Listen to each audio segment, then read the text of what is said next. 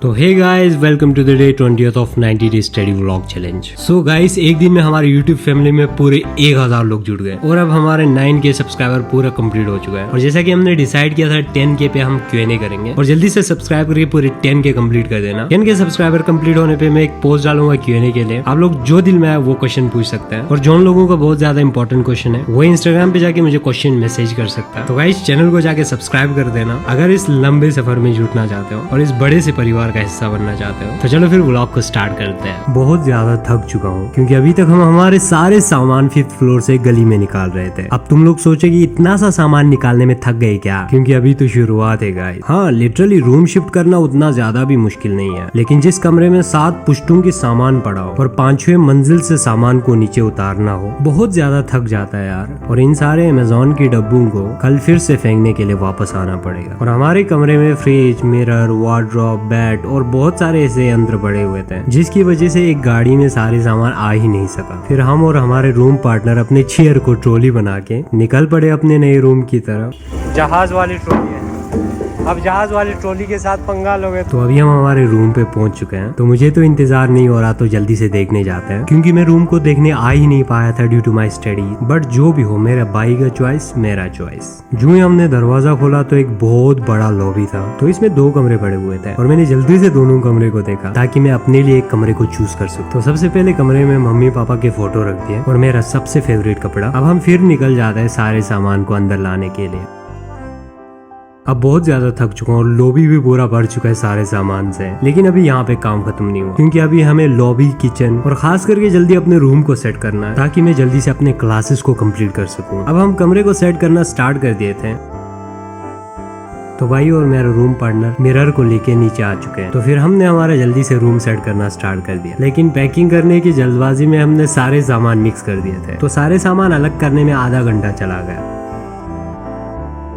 जब अपने हाथों की हालात देखा तो बहुत ज्यादा बुरा हो चुका था और थोड़ा लग भी गया था। हालांकि हमारे पास ग्लव्स पड़े हुए थे और जब काम खत्म हो रहा है तो मैं ग्लव्स लगा रहा हूँ। अब मजे की बात यह है, इस कमरे में पहले से एक टेबल पड़ा हुआ है। तो फिर हमने शुरू कर दिया अपने स्टडी टेबल को डेकोरेट करना। अभी तो अपना बेड और सारे किताबें अरेंज करना बाकी है, तो जल्दी से उनको कंप्लीट कर लेते हैं।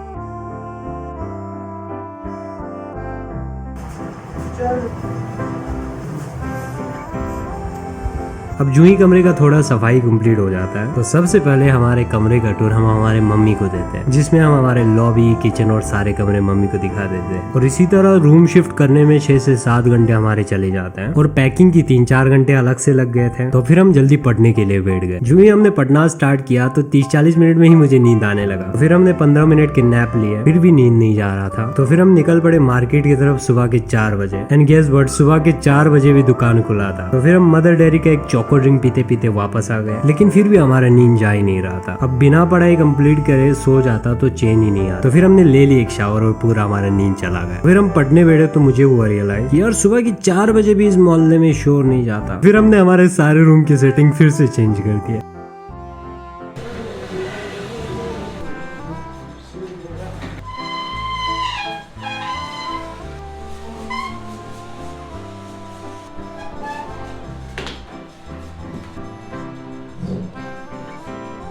अब रूम सेटिंग करते करते मुझे ये रियलाइज हुआ हमने सारे कपड़ों को बहुत बुरी तरह पैकिंग किया था। अब मैं ढूंढ रहा था कपड़ों को टांगने के लिए जगह। तो फिर हमने डिसाइड किया इसकी 2 शेल्फ उतार देते हैं और यहाँ पे टांग देते हैं। लेकिन but it was time consuming और हमें पढ़ना भी था। और मुझे आइडिया आया क्यों ना पर्दे के रॉड पे हम सारे कपड़े टांग दें। तो फिर हमने सारे कपड़े टांगना स्टार्ट कर दिए और कुछ इस तरह हमारा कमरा काफी हद तक सेट हो गया। लेकिन कुछ ये सब करते करते सुबह के 5 बज गए। हमने निकाल लिए अपने इतिहास के क्लासेस, अपने इतिहास की क्लासेस को पढ़ना स्टार्ट कर दिया। और हालांकि हिस्ट्री में हमारा मिडिवल इंडिया चल रहा है। हाँ, मेंस के लिए उतना ज्यादा रिलेवेंट नहीं है और प्रीलिम्स के लिए इतने संस्कृत और प्राकृत लैंग्वेज को याद रखना भी मुश्किल है। लेकिन हम फिर भी मिडिवल इंडिया को काफी अच्छी तरीके से पढ़ेंगे क्योंकि ये मेंस की आर्ट एंड कल्चर और लिटरेचर की पोर्शन को याद रखने में और समझने में काफी ज्यादा मदद करेगा। और गाइस, तुम लोग भी सोच रहे होंगे कि कल व्लॉग क्यों नहीं आया। सो गाइस, मेरे पास दिन में 4 घंटे बच जाते हैं जिसमें मैं अपने पसंद के सारी चीजें कर पाता हूँ और मैं इसमें व्लॉग्स को एडिट करता हूँ और डेली वर्कआउट करता हूँ, मेडिटेशन करता हूँ, डेली बेसिस पे प्रेयर पढ़ता हूँ। लेकिन जिस दिन काम से हम कहीं चले जाते हैं या कोई बहुत बड़ा काम आ जाता है तो व्लॉग को एडिट करने का टाइम इसी में चले जाता है और मैं अलग से एडिटिंग करने के लिए टाइम निकाल नहीं सकता, क्योंकि और first priority is our study. तो चाहे कुछ भी हो जाए, मैंने ये डिसाइड कर लिया था जब तक हमारा पहला प्रायोरिटी कंप्लीट नहीं होता हम दूसरे प्रायोरिटीज को इंपॉर्टेंस नहीं देंगे। और गाइस मैं कोशिश करूंगा मैं कंसिस्टेंट रहूं और डेली बेसिस पे व्लॉग अपलोड कर पाऊं। लेकिन जिस दिन इंपॉर्टेंट काम होगा उस दिन एक दिन छोड़कर दूसरे दिन व्लॉग आएगा, लेकिन व्लॉग आएगा जरूर। तो राइट नाउ अभी सुबह के 8:30 बज चुका है, मैं बहुत ज्यादा थक चुका हूँ और हमारे पढ़ाई भी कंप्लीट हो चुका है, तो हम जल्दी से सोने जाते हैं अपने शाही बेड पे। तो चलो फिर आज की व्लॉग पे इतना ही, एंड आई होप तुम लोगों की पढ़ाई काफी अच्छा चल रहा होगा। तो चलो फिर हम कल की व्लॉग में मिलते हैं। Thank you for watching guys.